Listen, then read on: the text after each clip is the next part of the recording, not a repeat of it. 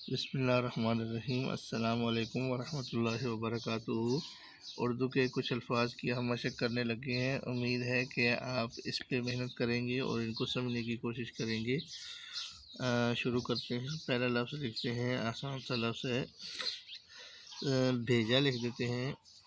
किसी को भेजना, ये बे के बाद ये मद डाल के जी मलिफ जा अलग से लिखेंगे, भेजा।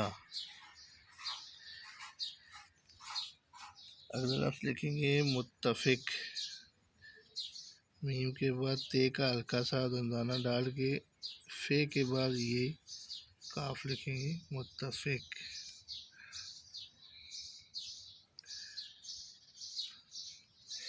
अब काफ चूँकि आखिर में आ गया इसलिए इसमें स्पेस नहीं है, फे दरमियान में आया है तो इसमें स्पेस है।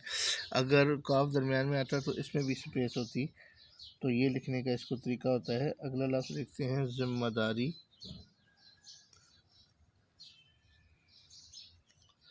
ज़िम्मेदारी।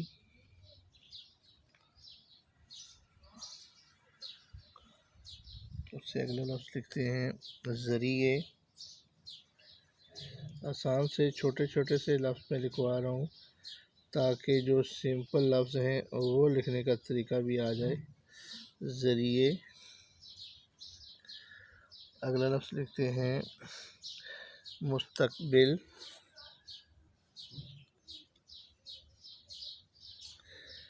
ते के लिए ऊपर जाएंगे शोशा बनेगा, काफ में स्पेस होगी, बे के साथ फिर ये नाम जोड़ेंगे, मुस्तकबिल।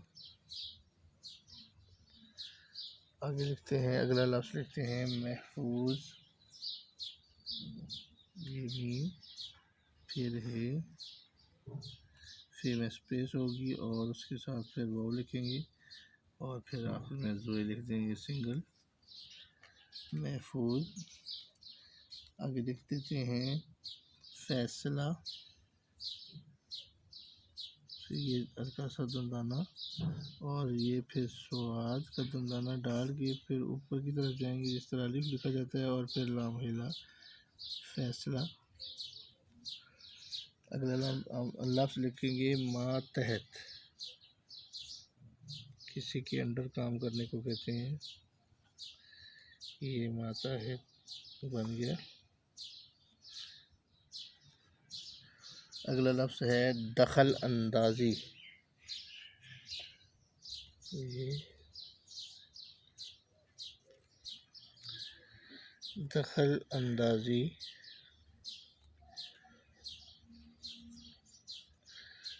दखल अंदाज़ी।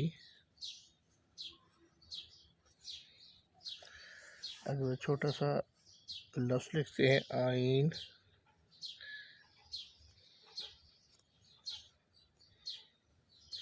जिस तरीके से ये हैं लिखते हैं उस तरीके से ये आइन लिखा जाएगा,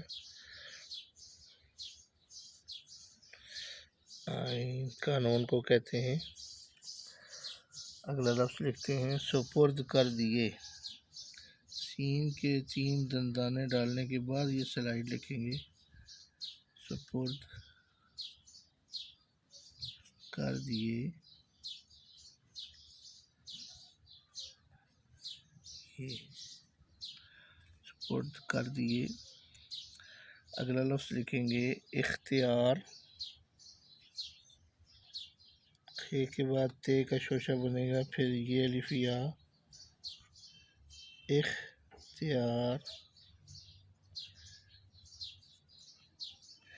इख्तियार लिखने के बाद अगला लफ्ज़ लिखेंगे हैसियत। इस पर ज़रा गौर कीजिएगा, किसी हल्का सा दंदाना बनाने के बाद ये शोशा, फिर हल्का सा दंदाना बनाने के बाद लेटी रहे और इसके साथ ते लिखेंगे, ये हैसियत अब बनेगा। हे के बाद ये, फिर से के 3 नुक्ते ऊपर, फिर ये के नीचे 2 नुक्ते और फिर ये ते के 2 नुक्ते, ये बनेगा हैसियत। ये लफ्ज़ थोड़ा सा मुश्किल है, इस पर गौर कीजिएगा। आगे लफ्ज़ है मरकज़, मीमरे मर के आफजे का मरकज़, ये सादा रे का इस्तेमाल हुआ है यहाँ पे। अगला लफ्ज़ लिखते हैं मुस्तरद,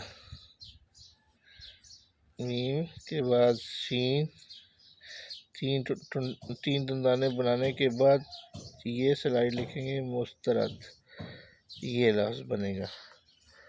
अगला लफ्ज़ लिखते हैं हम मौजूद, मीम वाव और जीम के साथ भी वाव और ये दाल, मौजूद।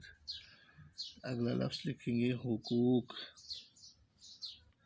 ऊपर से शुरू करेंगे, काफ में स्पेस होगी, वाव साथ लिख के फिर ये काफ विदाउट स्पेस वाली लिखेंगे, इसमें फिर जगह ये क्या नाम है, स्पेस नहीं छोड़ेंगे।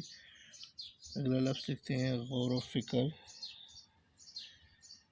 गौर व फ़िक्र।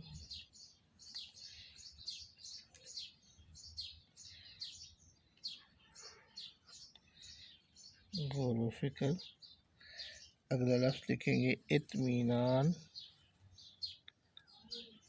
तो इत, फिर मीम के बाद अच्छा मीम के बाद जो ये लिखेंगे उसमें शोशा बनाएंगे, फिर हल्का सा दंदाना बना के ऊपर नून अलिफ ना लिखेंगे, इत्मीनान।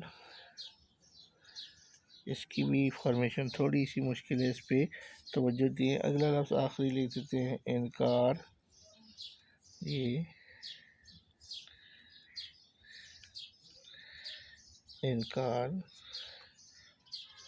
उम्मीद है कि आज का सबक आपको समझ आ गया होगा और इन अल्फाज की फॉर्मेशन बनावट समझ में आ गई होगी। इसको कोशिश कीजिएगा कि लिख के भी चेक कीजिएगा कि बाज़ औक़ात बंदा समझता है कि मुझे समझ आ गया मैं लिख लूँगा, लेकिन बाद में फिर लिखा नहीं जाता। तो इसलिए इसकी प्रैक्टिस लाजमी किया करें ताकि नए से नए अल्फाज आपको सही लिखने आ जाएँ।